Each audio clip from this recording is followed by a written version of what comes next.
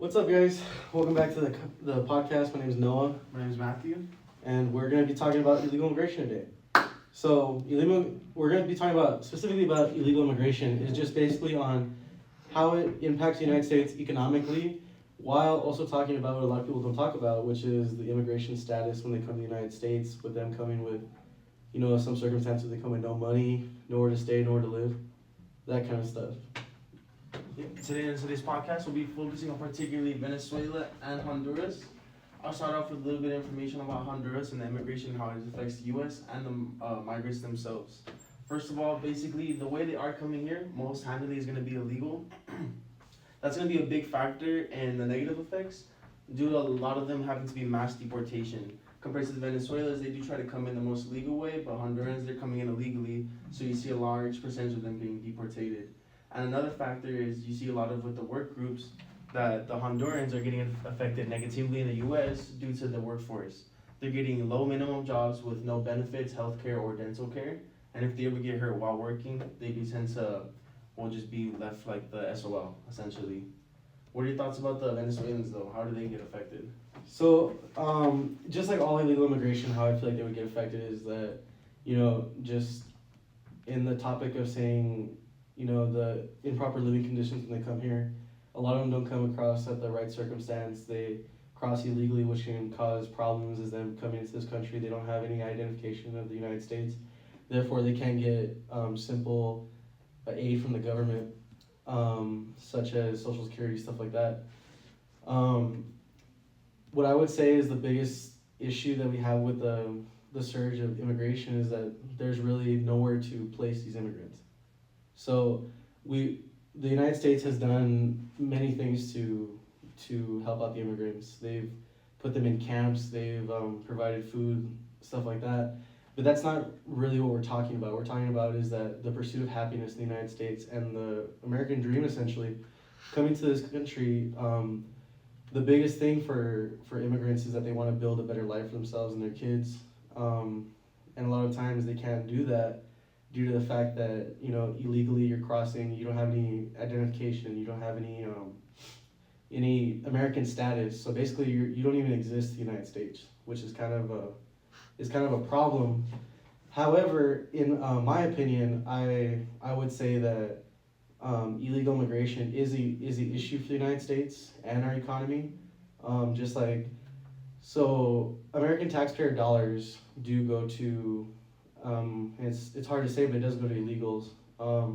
Our taxpayers' dollars do pay for housing for immigrants, like the camps. We do pay for the food. We do pay for their living conditions, and transportation as well. And I just don't see that being a viable option for the United States right now, especially in the current condition that we're in. Not gonna get political, but having giving out a lot of money to other countries right now, giving out billions of dollars. I just don't feel like the American taxpayer is, suitable for that right now. We at this point, in my opinion, we do need to take care of number one, which is America, and our citizens first. Giving the poor, food, housing, stuff like that, opposed to giving illegals that aren't even from this country aid. What do you think about that? I think it's 100% true, like how it seems that our main focus is helping out the immigrants when we should be helping out ourselves. Even though when we help out the immigrants, it's like a 50-50, maybe 45-55 that the immigrants themselves have a successful future. When I was researching the Honduran stuff, I noticed that once in a blue moon you'll see a happy case, but it's very rarely we see it. We rarely saw these two Hondurans that are able to take advantage of their personality and focus on a better way. But like I said, that this is once in a blue moon. This is something that rarely happens and something we rarely see. And then bouncing off what he said about the systemic migration process, how it's all illegal. I feel like the viewers right now who are watching our video, they can see right here. Basically, the way we can explain it, it's gonna be like a big tornado right here. So for the viewers that aren't watching it on podcast, you can just imagine just a big tornado. Jumping in that tornado, there's gonna be a bunch of different type of migrations from Venezuela, Honduras, different. Oh my god! Someone got stolen again. Someone got the immigrants. There are many different ethnics that are gonna jump into the tornado, and very rarely you'll see the jumping out the tornado as a process that went through successfully, where the immigrants turned into a legal citizen of the U.S. And the way I say it's a tornado is because it's a big melting pot essentially of all these ethnics, and very rarely you'll see things popping out, and those things that are popping out is just a rare case of a successful citizenship, and it just goes to show about how. It seems that our primary focus is to help out the immigrants, but in the end, we're basically just giving them a little crumb every now and then. So we're not really helping them out, although we're wasting all this money to help them out. What are your thoughts about about basically the people that come here? What do they do? Like, whether they're forced to get a job, or they're forced to find ways to get money somehow. Absolutely. So first of all, we can't skip over the basic fact that the ideology of immigrants coming to the United States is crime, and we cannot skip over that. It's a touchy subject. Everybody thinks that every illegal that's coming over is evil and they're trying to kill you and do stuff like that. However, that's simply not the case. A lot of this times it is families that try to come across the border to make themselves a better life, essentially, and may that be running from persecution, from any circumstance. Right now, a lot of people are leaving. Just for an example, they're leaving Mexico due to a lot of the crime rate that's happening over there. Even though that they have a relatively successful economy at the moment. America is so down right now that the Mexican peso is worth more than the U.S. dollar right now. So it's not the fact that they're doing bad economically, it's bad that they're doing bad morally, that they're escaping, terror, they're escaping just bad stuff that's going on over there, and Political and economical issues. Exactly. Turmoil. Exactly. So just like he said, like we can't skip over the crime. It's gonna happen. There's been several cases of, especially this Venezuelan group that has swept the nation recently. For one, man, we can't handle a lot of these Venezuelans. We're sending a lot of them to Colorado, and essentially Colorado has become a very undesirable and dangerous place to live, quite frankly. A couple of months back, my mom, she works for CSL Plasma, and she went down there to do a training, and she had rented a vehicle. And what had happened is that someone in the middle of the night, they broke into her vehicle and stole the actual car. Well, with Enterprise's tracking systems in their vehicles, they tracked down the car, they arrested the individual that did steal that car, and it did in fact become a Venezuelan immigrant. So we can't sit here and say that there is no crime going on. We can be as biased as we want, saying borders shouldn't exist, but in the end, there are going to be some bad people that do come over, and it's a sad truth. But at the end of the day, we do always have to look out for the safety of the Americans. And just like I was saying before, I'm just going to keep coming to. I know I sound like a broken record, but we do have to pay attention more to the United States people than immigrants at this current moment right now. And I'm not saying that immigrants are bad. For a lot of us in El Paso, we do come from family of immigrants. This country was built on immigrants' back. And I'm not saying that immigrants are bad. I'm just saying that in moderation, we can only take so many. Because at this point, what are immigrants getting out of this experience by coming to the United States illegally?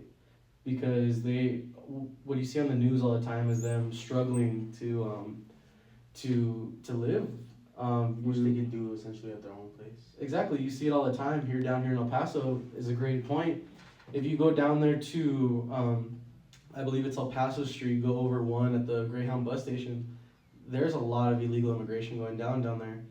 I personally work downtown, and I've run into these individuals, and they're just simply living on the streets with children and pets and stuff like that. So what kind of quality of life are we offering to them being here illegal? I think it was like 2 years ago too. They compared it to like Skid Row. Oh, exactly. A whole block full of just immigrants. Remember one time we were driving by and I was like, couldn't believe it. I was like, oh my god. I felt bad. Like, no, yeah. No way we're in this scenario while we're looking at these people like literally like struggling to live, struggling for their next food, their next clothes, the next time they're gonna be able to shower. And it just sucks that like all these people like are prompted and like they think that coming over here they're gonna have such a great life. Well, in the end, we see that it's just like a this hard truth that it's not really true. That we see them like struggling in front of our own eyes, even though they thought coming over here they'd be on top of the world. And it kind of sucks, like especially what Greg Abbott too. You know how he was transporting all these immigrants out of here. He's sending them to New York, like you said, Colorado, all these other places, and now how the states are starting to see like the impact that the Texas is taking from all these immigrants. So now it's starting to rise a bigger problem. And it's kind of crazy how like it takes for that like the governor to start sending all these immigrants out for other states to start bringing more attention to the problem. And it's just it's a little weird. Have you had any family that have migrated here? Do you have any or parents, grandparents?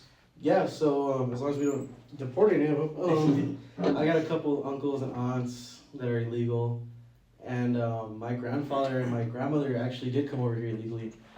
And at that point, I can say honestly, my mother's side of my bloodline wouldn't be here without them. So saying that coming from an illegal family, it does have an impact on me when we do talk about immigration, that we should deport everybody. But at this point, because my grandparents did eventually earn their citizenship, and then they went through the process, they went through everything. I actually heard stories of my grandfather.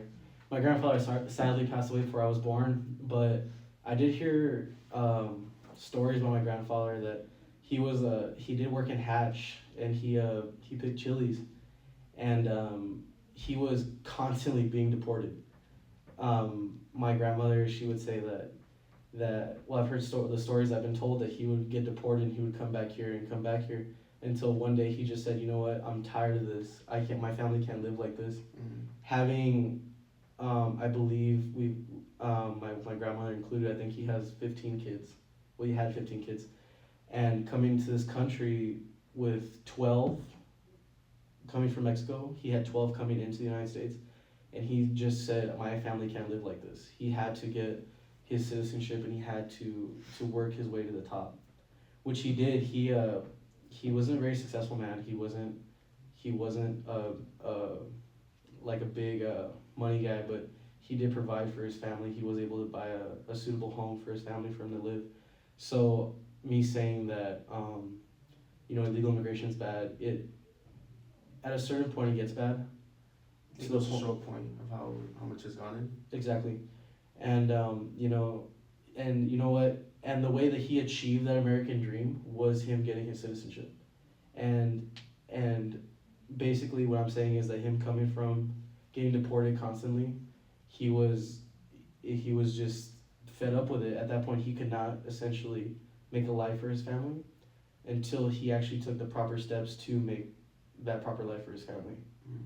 And now, I don't think I have any more illegal immigrants in my family, but that one was a major one for us, because without him, we wouldn't be here. And I wouldn't be able to, and I'm truly grateful for my grandfather taking those proper steps to become a U.S. citizen, because I wouldn't be able to live in this great country. I wouldn't be able to be offered these blessings that I've been given, like school, healthcare, stuff like that. I know we have to pay for healthcare, but just having a suitable healthcare system where we can just use to our advantage is just a wonderful thing. And these blessings are just amazing to me that it came from an illegal that essentially took the correct steps to make his life better. And I don't know where I'd be if he did. Yeah, I know how we're like kind of trashing on like the immigration system, but basically I know how, like you said, how your grandpa was able to take that one leap of faith. Exactly. It just caused the whole family tree to have a greater life, essentially. Exactly. So even though we did trash the legal system, you just like, it sounds kind of corny, but we just need to trust the process, essentially. Like with my grandma too, like she used to tell me stories about how like one time we were watching Narcos Mexico, and she pointed out some like cartel member, and she's like, oh, I see, that's the person I work for, and we're over here like freaking out, like, oh my god, like we're working for these people.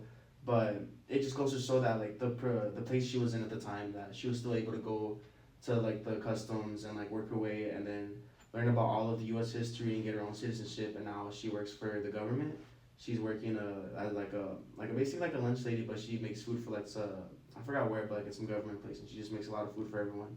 And so it just goes to show those two stories, that the one person that was able to make a big leap of faith, that your grandpa was able to like lead for a better family and have all these opportunities, and my grandma was able to create like a better family and lead all these opportunities for her children.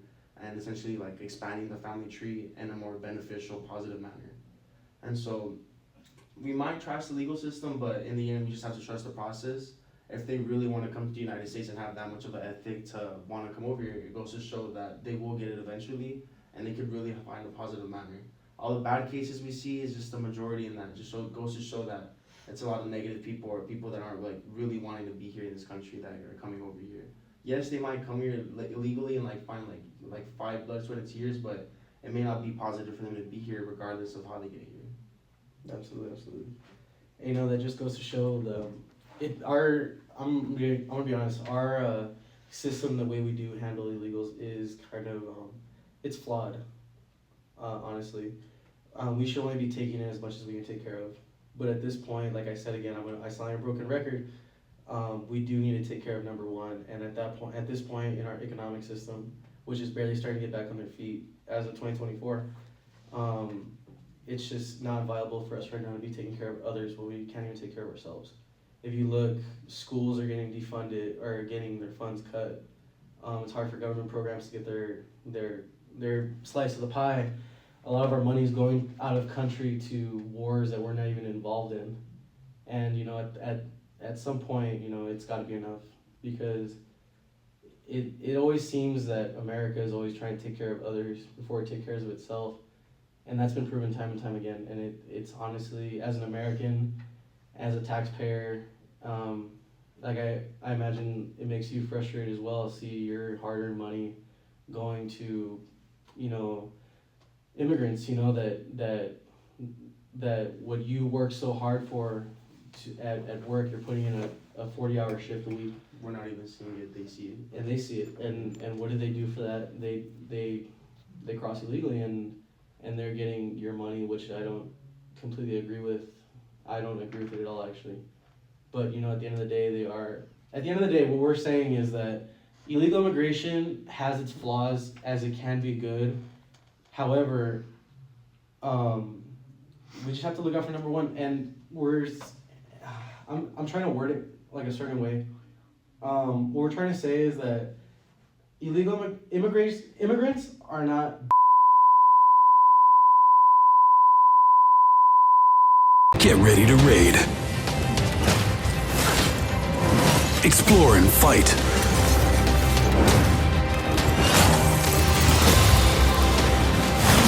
Choose your champions.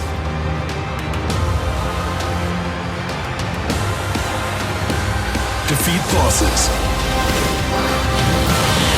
Win PvP battles. Raid Shadow Legends. What's up, guys? We're back. So, welcome back, guys. So, what you think of the game, man? Honestly, I thought it was a really good game. I can't wait to play when I get home. It's gonna be fire, man. Hey, use the promo code down below. I want you to hit that right now. Promo code migration, baby. Migration. You get 50 gold. You guys ready? Here we go. All right, back to what we're talking about. Basically, it's just a little bit of a weird thought I've had about why do immigrants want to come to the U.S. so bad when people in the U.S. don't like to live there themselves. It's kind of crazy about how if you see one of the top Google searches on 2024, it is people looking to move to Canada or how other suitable places for them to live other than the U.S. So it kind of like strikes me and all that. You see all these migrant or immigrants that want to come over here and basically live over here when the people themselves that were already born here, have the citizenships, don't even want to be here themselves. So it just makes me want to think like, what other options can they have, or why is it that they seem so appointed to the U.S.? Yes, I get the American dream, but you see like in Mexico where they just elected their first female president, and she's a Nobel Prize winner, and you notice how she's just trying to make Mexico a better place in general for the people themselves. And I would love to see that for the United States, but like I said, that we don't have that much of, I guess, that distance or voice of the people. We kind of see the voice of the representatives, so it's more of like a comment will happen, but you'll see like 10% of that comment that reaches the representative. So I guess like the opinion that I want to say is why migrants want to come over to the U.S. so much. Do you have any thoughts about that, or what do you think? Yeah, so I would like to address the first part you said, or the last part actually. So what you said about the representatives, and that is completely true. The American people essentially don't have a voice anymore. It's a lot about politics, but in my opinion as well, we are too divided as a country. There's either left, right, or neutral, and it's kind of frustrating as an American because I don't see myself as click it real quick. Just move it. It's getting black. I don't see myself as a a Mexican American. I know my skin's brown. I don't dress how people say a typical Mexican would dress. I don't consider myself a Mexican American. I was born here. I'm an American. At the end of the day, it doesn't matter if Kamala Harris won, Trump won, Biden won. We're all Americans at the end of the day, and we all have to, if you voted for Kamala, pick yourself up, wipe your tears away. It's time to get to work. It's time to make this country better for what it has to be. And if Kamala won too, a lot of people would be, very upset about that. But at the end of the day, it doesn't matter. She's your president. So it's time to, it's time to get up. You gotta work. You gotta make this country better for what it is.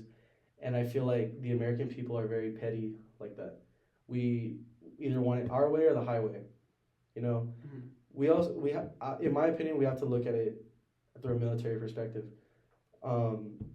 When they take that oath to join the United States military, it's saying, I will listen to the commands of the chief in command, and I will defend all terrorism, foreign or domestic.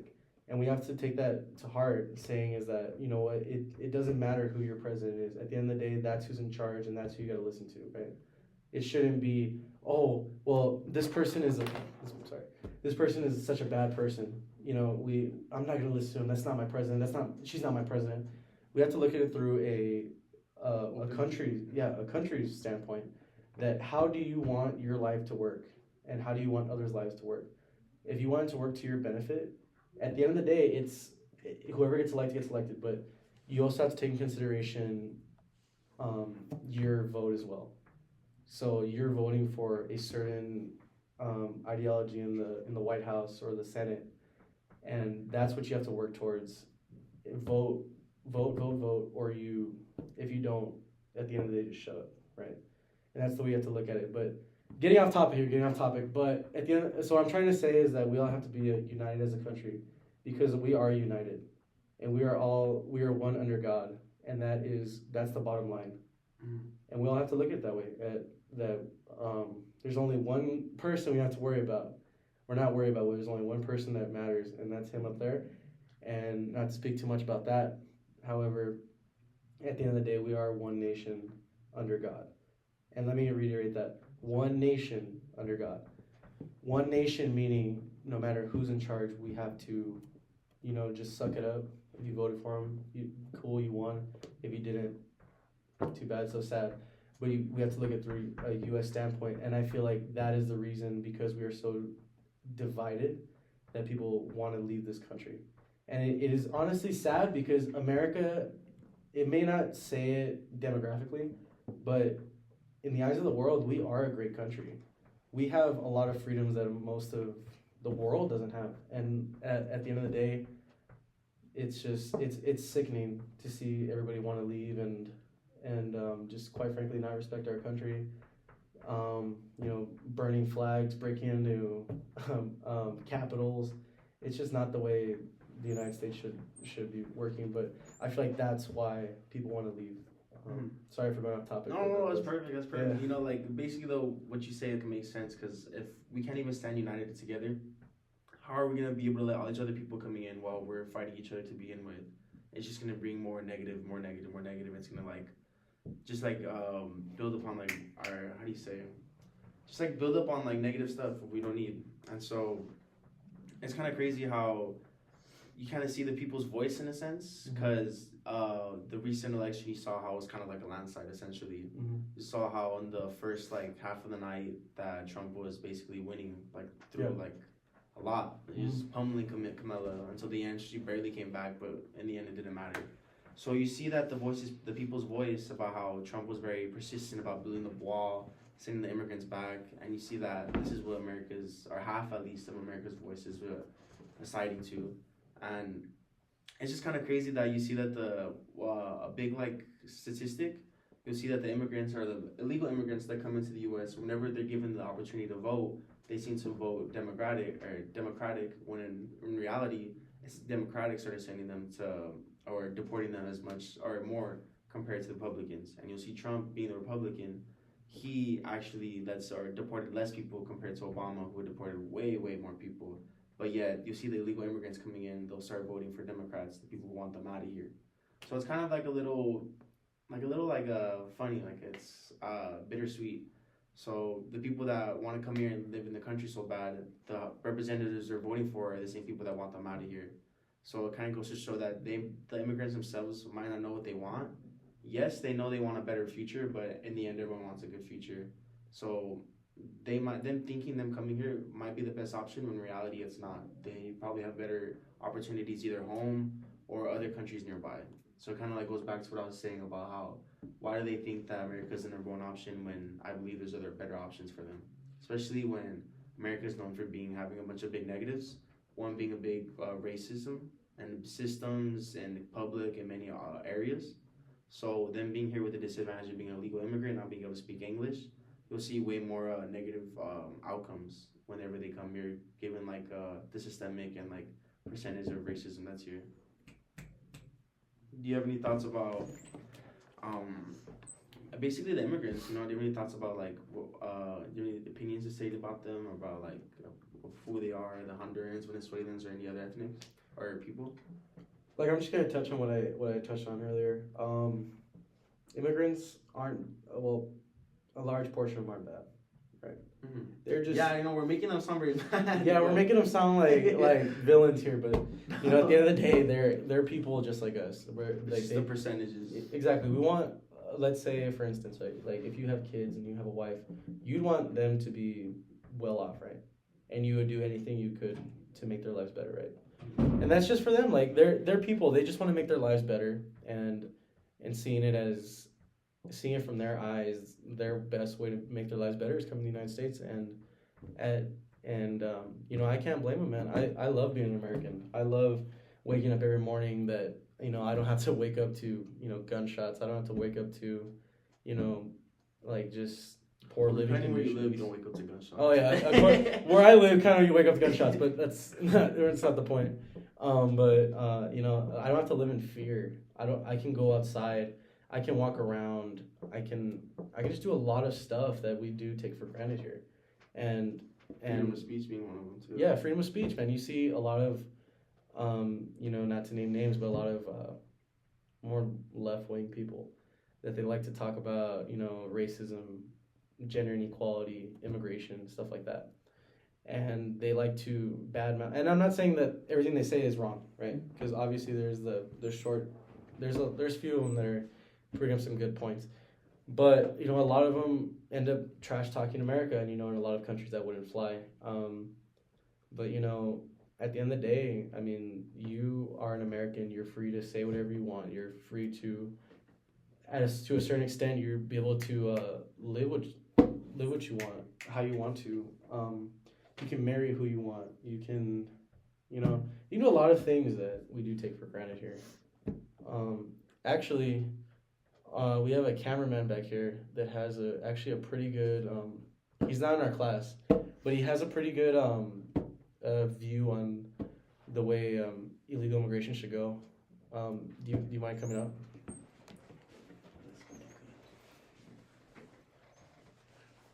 Yeah, go ahead. Pull up the chair. Yeah, go ahead and pull up the chair, man. So this is Christopher Day. He's not in our class, but I did bring him along because we do have these talks a lot about, you know, illegal immigration and what it entails. And so Chris, what do you have to say about, you know, immigration, illegal immigration? Basically, a lot of what you guys are saying, it all makes sense. You know, we're kind of putting this energy out. We're putting this word out. Or a lot of people put this word out that immigrants are evil and that all they're here to cause chaos and destruction and they're going to destroy the U.S. It's simply not true. Like y'all said, every group of people has their good and their bad. Every people has people that will commit crimes, that will loot, that will steal, that will do horrible atrocities. And you have people that will fight that, people that will work hard, people that will gain their way the right way. like y'all said, y'all spoke about the importance of people coming into the country the correct way, and that's very right. However, there is also a small percentage of illegal immigrants that come in and they just want to work. Exactly. And they say, I don't want to go through the political process. I don't want to do this and that. It's too much. I want to just come in and I want to work. I want to provide for my family. And in doing so, you're also working to provide for the U.S. economy. Exactly. So that's very important. But it's hard to be able to tell who is who, because you don't know if someone comes in and if they're going to be good, they're going to be bad, they're going to work hard, they're going to make money. You really don't know. So we have to have a process. We have to have a way to filter that. And right now our process is failing us. We don't have a way to tell whether people who comes in is going to be good or going to be bad. Like you spoke about that Venezuelan gang earlier. We don't know. That you could be Venezuelan. We don't know. You could be a good person. You could be a bad person. You don't know. That's why we have to have a vetting process. That's why. And a lot of people think that, we have Mexico down in the south. It's all Mexicans coming up. That's not true. That's not true. My dad, he works with CBP. He tells me all the time. He tells me, I get Venezuelans, I get Hondurans, I get all types of South Americans. You get Haitians, you get Guatemalans, you get people from all over the world. And they all come to Mexico, and then they travel up through Mexico. And that's actually, you can look into this, there's a lot of crime rate. Mexico already has a high crime rate, unfortunately. The cartels have done horrible things down there. They've taken over the government, essentially. And the good part of the government down there is trying to combat that, but it's hard. The cartels, they already had a lot of influence. It's hard to overcome that. However, those crime rates are going up a little bit more because of all the bad people that are coming through there. You have good and bad. You have people that want, like you said, to pursue the American dream, but not everyone is going to be good, unfortunately. That's just life. That's how it is. Like in life, when you're little, your parents tell you there's going to be good, there's going to be bad. Sometimes you're going to get what you want, sometimes you're not going to get what you want. Sometimes the U.S. is going to get people they want, sometimes they're going to get people they don't want. As in people who are going to commit crimes, people who are going to loot and rape and steal, and that's essentially how it is.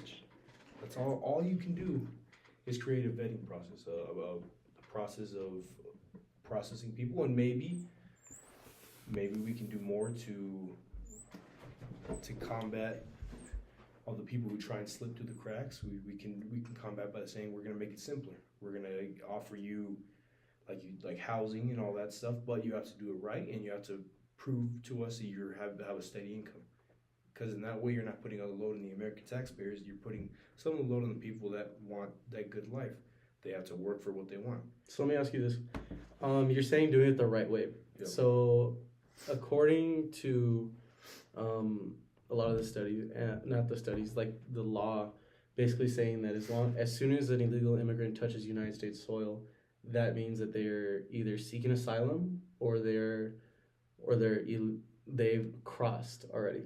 So what do you say to that? Is your dad being a Border Patrol officer and them not doing it the right way?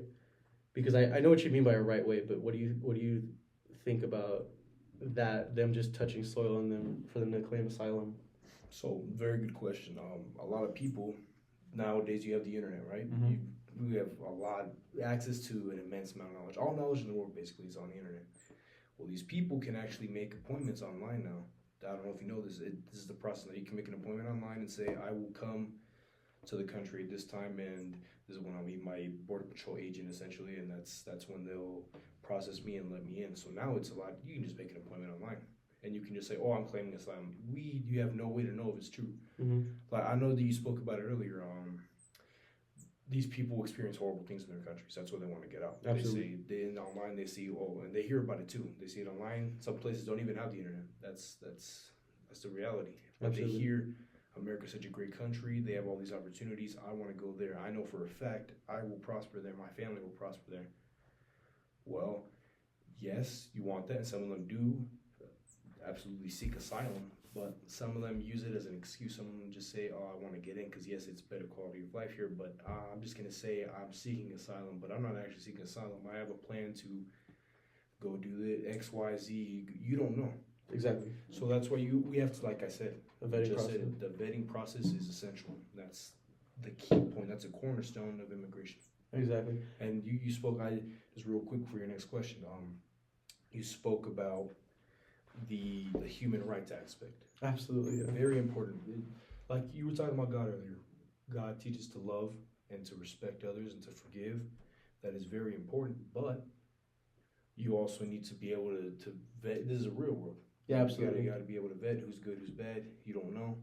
Because at the end of the day, we are all God's children, but at this point, and it's sad to say at this point, throughout history, there's bad people, and you know, you just can't tell sometimes. So seeing as that we're all God's children, we should all treat each other as God's children. However, some people neglect to realize that, and not to push religion, but at the end of the day, God is the only one we have to be worried about, and Jesus is King, and seeing, and you're talking about the human rights aspect is very important, and I can't stress that enough. I mean, America, so God, we're all God's children, and we all deserve human rights. However, we also have to look at it through a demographic from an American standpoint.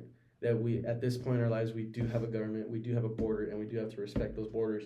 Seeing as that you know what, we're all God's children, but at the end of the day, we do have a system in place to not to essentially separate us, but to take care of our own people first. And saying our own people is kind of a broad statement, but at the end of the day, and it's kind of selfish to say, but it's true. You know what? Because the American taxpayer pays their taxes. They do the work. They get their pay cut. They take chunks are taken out of Americans' pockets every month, and it's hard to comprehend that the American people would spend essentially billions of dollars on people that aren't supposed to be here. And you know, it's just going back to the human rights aspect. We do deserve human rights, but at the end of the day, who's paying for that human right? Exactly. It's an analogy you can make. America's like an amusement park. Absolutely. It's like an amusement park. It's one of the greatest amusement parks in the world. Everyone wants to be there. Everyone wants to experience those rides and those attractions. Yes, but you can't just walk in. You have to pay for your ticket, right? Yeah, exactly. You have to go in the correct way through the gate. You have to give the employees your ticket. They punch you in. Then you can go through. Well, America is like that, and yes, it is a little more complicated, a lot more complicated, and it's like I just spoke earlier. There's a percentage of immigrants that just want to come in and they want to work. Mm-hmm. That's why, like I said, it's essential to create a vetting process that is simplified, but that is effective. We don't have to overcomplicate everything, because then that pushes people away, and that makes them think, oh, now I have to break in. Now I have to try and get in illegally, or else I'm never going to make it to that process. Mm-hmm. Simplify the process. Make sure everyone's doing it correctly. And that is also on our side too, because we have a lot of Border Patrol agents as well that they're overloaded with work and with cases, so they have to kind of rush through them. They have to say, oh yeah, okay, whatever, go through. I don't care. I'm not gonna do this, do that. You can't do that. You have to simplify it for both sides so that it can all work cohesively. Exactly. That's the only way. I have a strange question for you, because we also talked about this in our lecture. What do you think about American illegal immigration? That saying is that, what do you think about the illegal Americans in Mexico currently? Illegal Americans in Mexico. Well, the reality is it's not as big of an issue, because Can you elaborate? well, it's not as big as an issue. Well, you have Americans, everyone knows, especially rich Americans and all that, they buy their properties down there. Oh, I'm going to go down there for the summer. I'm going to go down there for the spring, whatever. Those are illegal. You have to go through all those processes, but it's a lot simpler to get into Mexico than it is to get in the U.S. And why is that? Well, because Mexico isn't a desirable place to be. That people don't want to go there as much. Vacations, yes. But a living standpoint, no, right? As a living standpoint, a lot of people don't want to go there the same way they want to get into America. Exactly. Mexico they don't have as much of a load, because the reality is that the United States is a world police. That's we are. You look at all these countries we're giving money to, for example, we have to help everybody out. If you have a country in the Middle East that's hurting, you go help them out. Mm-hmm. You have a country over there in Europe that's hurting, go help them out. you have tensions with North Korea or something, you gotta fix it, right? That's why, like, when politicians are critiqued for, oh, well, why are you talking to them? Why are you talking? Well, why wouldn't you want to talk to them? You want to be friendly with these hostile countries. If not, you end up with high tensions, and that builds up and snowballs into a war. You never want a war. And to tie back, I know I'm getting a little off topic. Oh, you're good. You're good. You're good. The American illegal over there in Mexico, it's just not as big of an issue. It's just not. And the ones that do, I'm sure that there's always, like I said, there's always good and bad in all walks of life.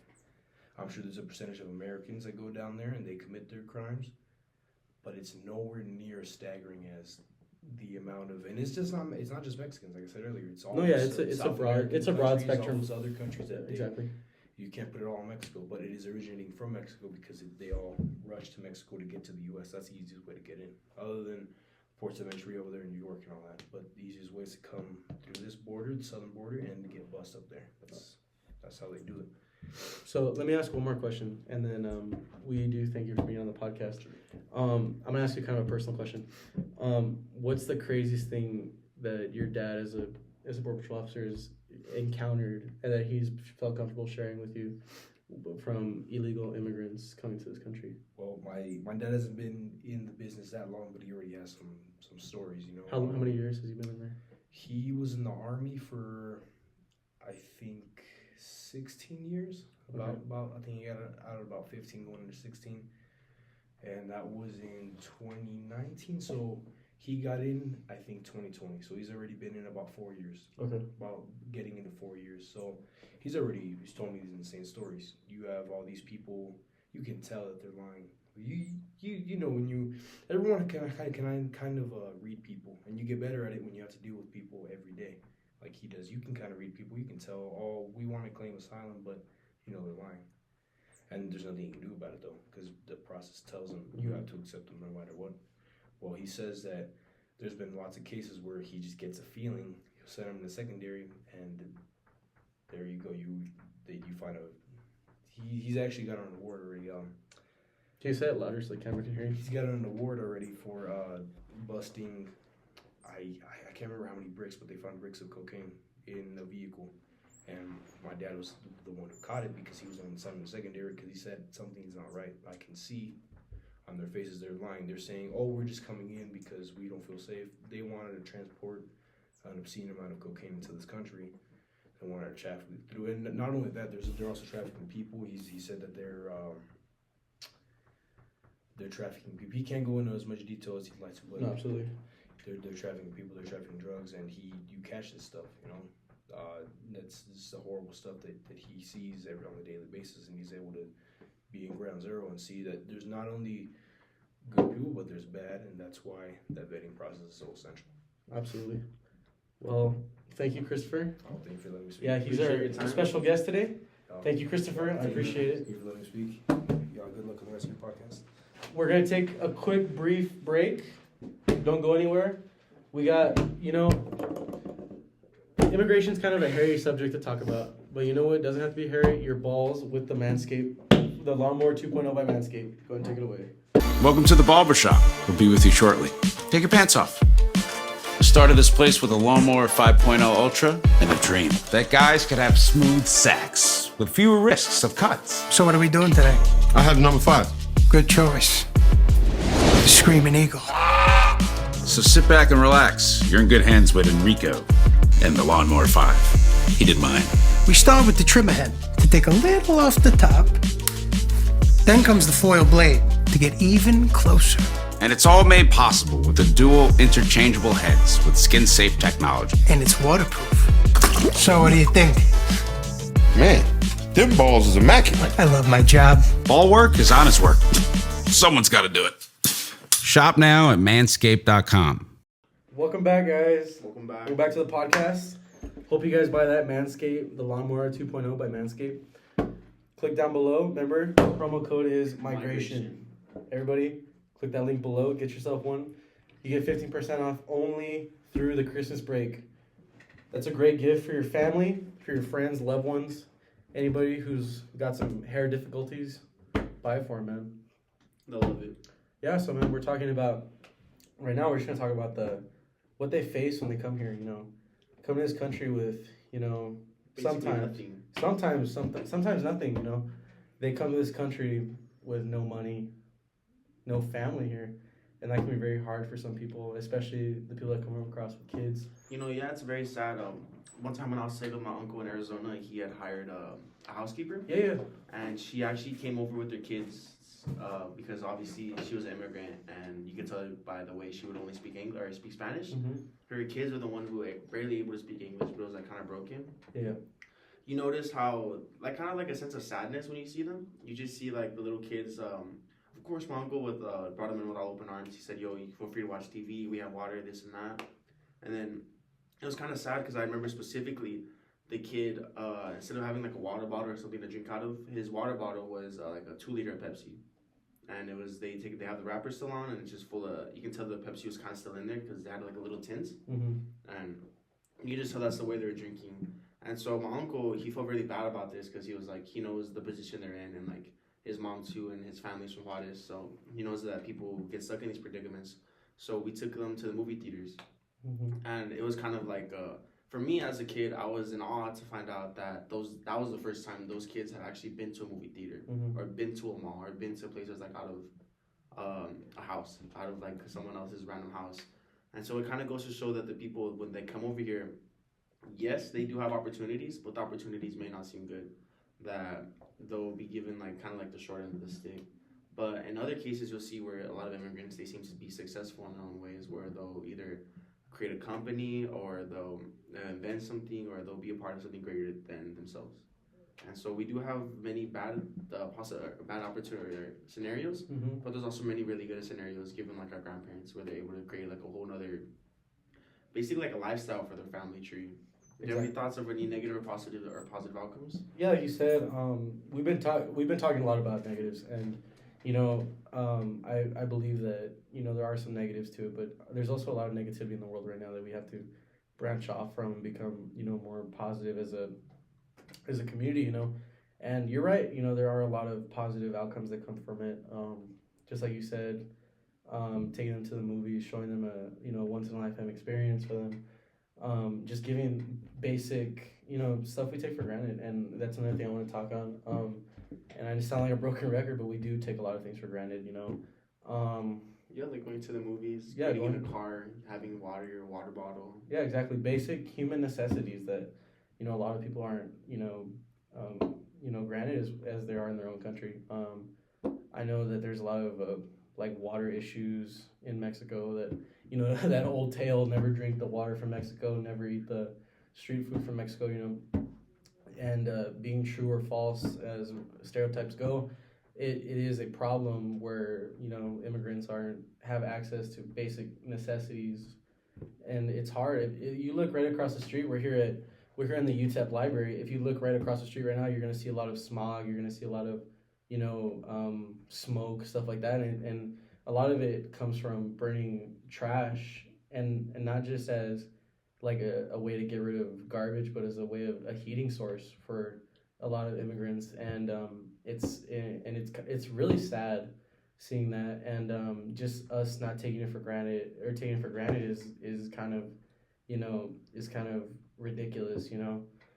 A lot of kids nowadays born in this generation, they think that everything should be handed to them and not worked for, and that is one thing I will give immigrants. They do know how to work.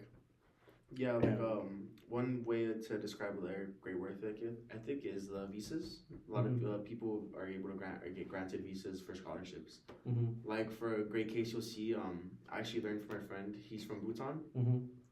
And I don't know if you knew, but the way that UTEP structure is, it's built a lot from the Bhutanese culture, and like a lot of our buildings from UTEP look a lot like the buildings from Bhutan. And he told me that a lot of the people that come over, unlike him, but a lot of the other people that come over from Bhutan, they're actually granted work visas, and so they're able to use these work visas to essentially get a degree and move on to better things. Either move on to better things, or they go back to serve their country and help their country move on to better things, essentially. Mm-hmm. So we do see positives in immigration, and our country is willing to accept all these people over on terms that affect either them or the country that's coming from positively. So there is a lot of scenarios where we do see a lot of people be successful from immigrating to here or getting granted visas here. And a lot of people that study here have great work ethics I've seen, where my friend who all his friends, they teach him or they'll teach me, they'll help me out a lot with either math, computer science, just any other type of work I need help with. They're very opportunistic and available to help. And so we do see positives whenever people migrate here, whether it'll be little things like getting help for education, getting help with like cleaning, getting help with dishwashing. A lot of people, I notice because I work a lot of restaurants, I've noticed a lot of the dishwashers migrants. They're gonna they do the work that no one else wants to do. I'll be honest. Because I've been a dishwasher too, and no one wants to come home every day with their jeans all wet or their shirt all soaked. But they're the ones that are willing to do that, pick up the job and do what no one else wants to do. And to speak on that, do you think that the United States is exploiting them for their lack of legitimacy in the United States? Unfortunately, yes, we do see a lot of those circumstances or outcomes where they're getting exploited, especially with construction. We do see a lot of immigrants that don't have any citizenships or barely speak any type of English. They work in construction. A major negative thing about that is healthcare. So if any of the immigrants were to ever get injured during construction, especially in Texas, because we don't have any unions, we do see that they're either injured for life or they just keep on working and they either mess up their body more or they get negative in some type of way. They get carpal tunnel, they mess up their bodies just because they're not able to be granted healthcare given their declined citizenship. They don't have any healthcare opportunities or anything, so once they get hurt working, they're screwed essentially. So we do see that we do exploit them in many ways. Like going back to what I said with my uncle in Arizona, we exploit them and by giving them cheap labor. We pay them to come over here to either pay to clean the house, and we give them cheap labor. Actually, with one of the girls I used to talk to, her stepdad yelled at the housekeeper because she didn't clean right, and so like her mom and her were obviously mad, and they're like, you shouldn't be doing this because obviously she's an immigrant and that she doesn't really like know better, but she didn't even clean bad to begin with. But in circumstances where like that, where they're being exploited, she's getting called out for not cleaning as to the higher standard I guess is made, even though she's obviously trying her hardest and not getting paid. And then she cried, and the girl cried and everything. It was really bad, but it's just like you hate to see where, like I think about my grandma. Like if she would clean someone's house, somewhere to talk to her like that. Like if my grandma was an immigrant, that'd be like you wouldn't want to see that or you don't want to hear that.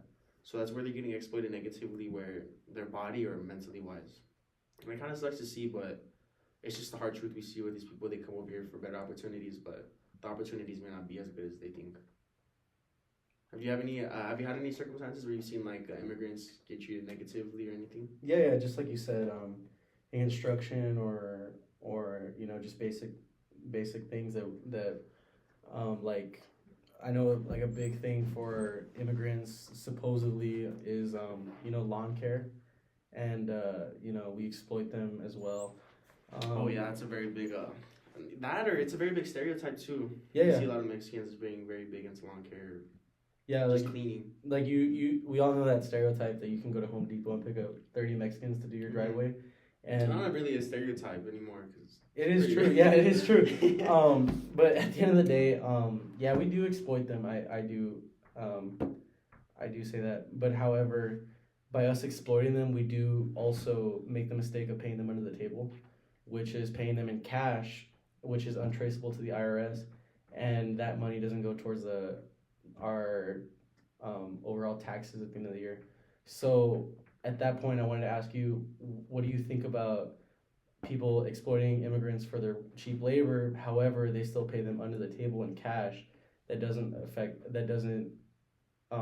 improve our economy. So the way I think about that is, on paper, that sounds really bad. You see that they're getting paid under the table, and you don't know where that money goes. But I feel that the money is going to be circulated back regardless, because they're going to have to use that money here. They're going to have to use that money either buying food, buying like rent, paying for certain stuff, and essentially anything here that you have to buy for or you have to pay for is going to be taxed. So yes, it is bad that they get paid under the table, but regardless of getting paid under the table, they do are able to put back for a form of taxes. It's very rare you see that the money goes to nowhere unless it's going back to Mexico. If they're coming here for work and getting paid here and going back and spending the money in Mexico, you do see a negative effect for our economy. Just because the money that we're giving out here is not being it's not getting given back, it's giving back to another economy. So that's where it is a negative effect, where you do see a lot of people that do come here, a lot of people that cross over back and forth, where they'll go get paid here and then go back, and just because the pay here is obviously better. So there is a negative outcome, but it's going to be like 50-50. Do you agree with that, or what do you think? No, yeah, I absolutely agree with that. As taxes, as your tax from your check doesn't really translate into sales tax, but I do agree with you that it does get recirculated back into the United States economy. But yeah, just like you said, I mean, it all goes back to it's gonna come back to the United States. But I do feel that, like you said, it's all gonna get circulated, and yeah, I do agree with that.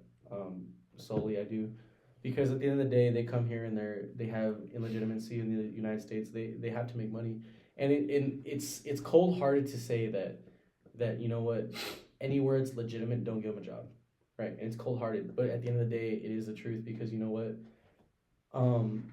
you know, those jobs should, and it's gonna be kind of harsh, like it's gonna be harsh hearing, but those jobs do need to be reserved for Americans, and I'll tell you why.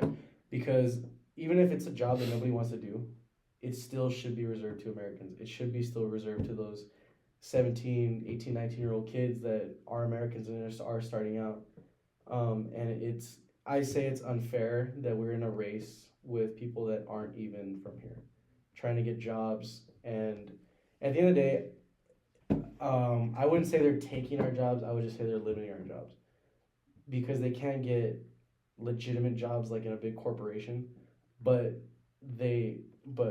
like There's the still start more lower end jobs. Yeah, the lower end jobs that you know, us as kids Are you able to start upon? are yeah, like exactly, like if you're gonna work at a mom and pop restaurant and they're paying a minimum wage, and an immigrant takes that over because the mom and pop can't find a suitable candidate for it because no one wants to work that job.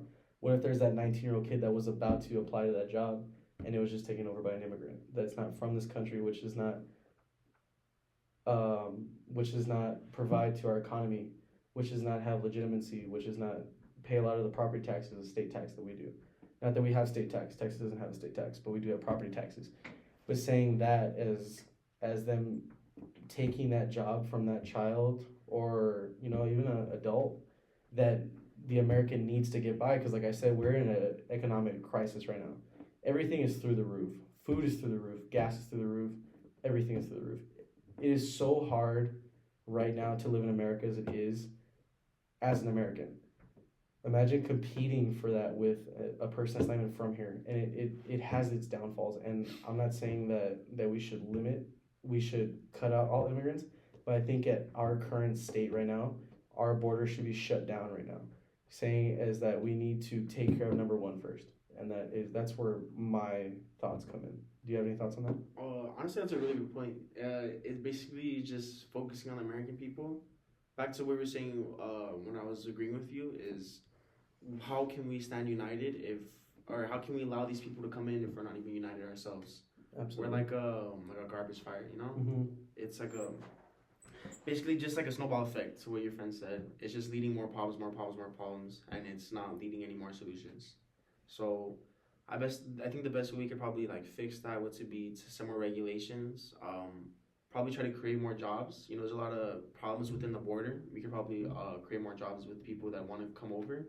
We can help them see where they'll fit in, or where they can fit in other places where it's not taking jobs from other people that are not necessarily that they need it or they're granted to it, but it's more kind of like they deserve it because we're Americans, and so we should be the ones to get the job first compared to them, regardless of like, I guess if we want some more. Just regardless of who deserves it, because I feel like deserves it is a big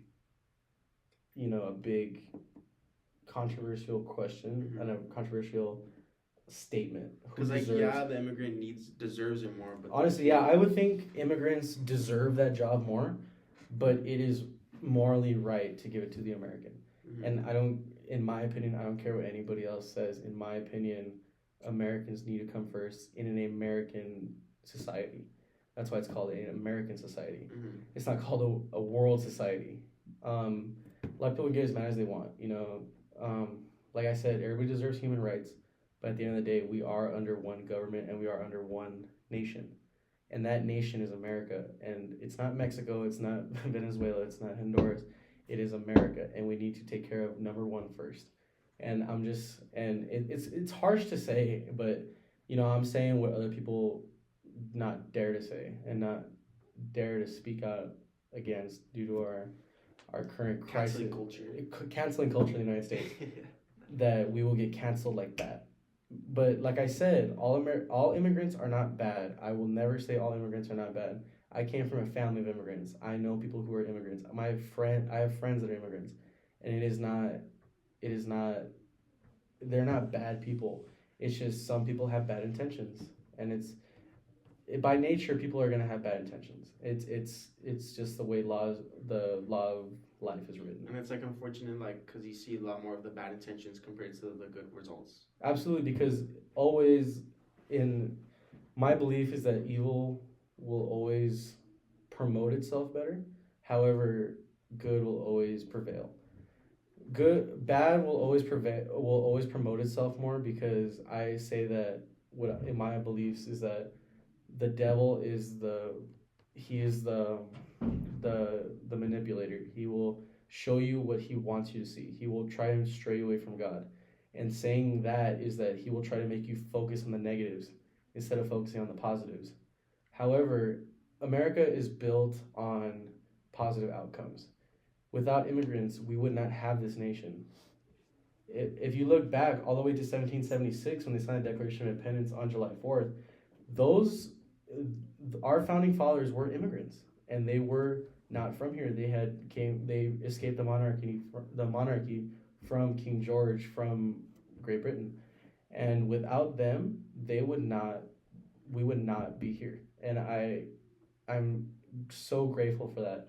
And a lot of people don't think that. Everybody thinks it's corny to thank people that are dead, but it's a true thing that we should be grateful for our forefathers for coming to this nation and being brave and taking the initiative to say, you know what, this is what we're gonna do, and we're gonna get away from this, because it's just not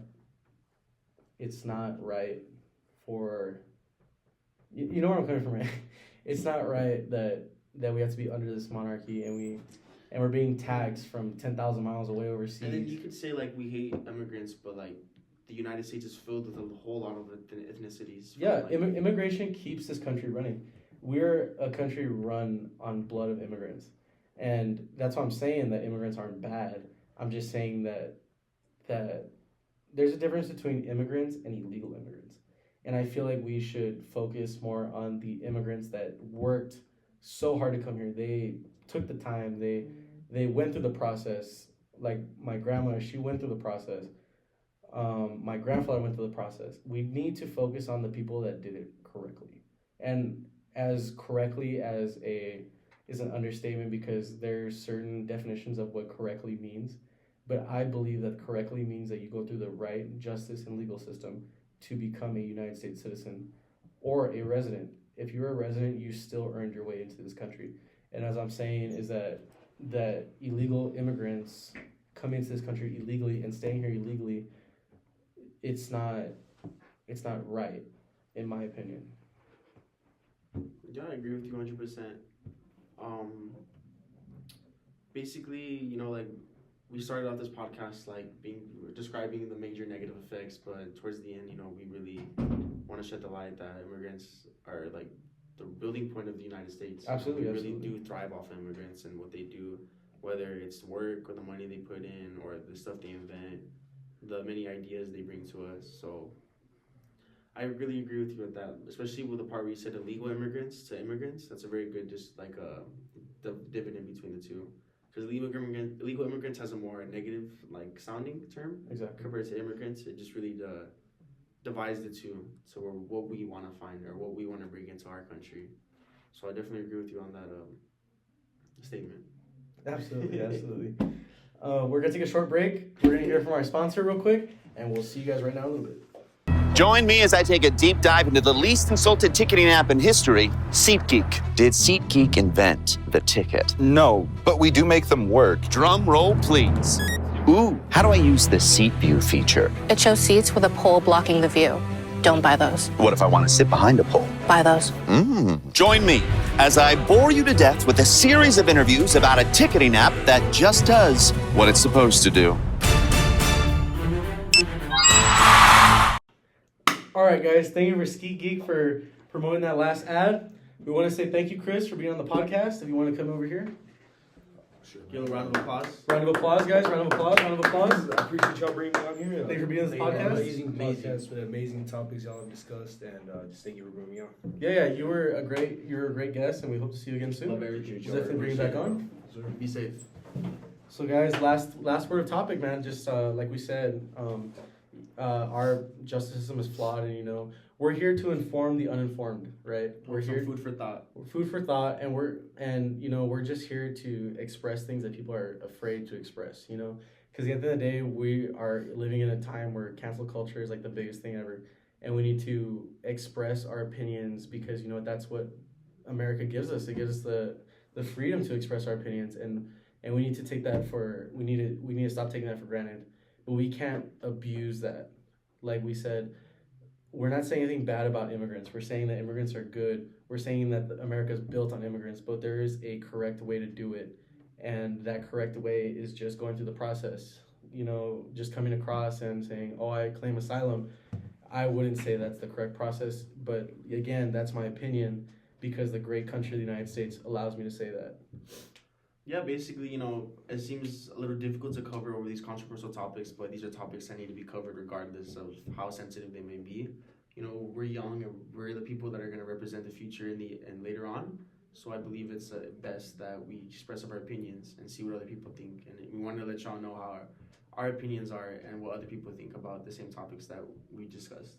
Absolutely. Just want to say thank you again for everything. Yeah, man. So once again, my name is Noah Mendoza. Matthew Enriquez. And we'll see you on the next one. See you later.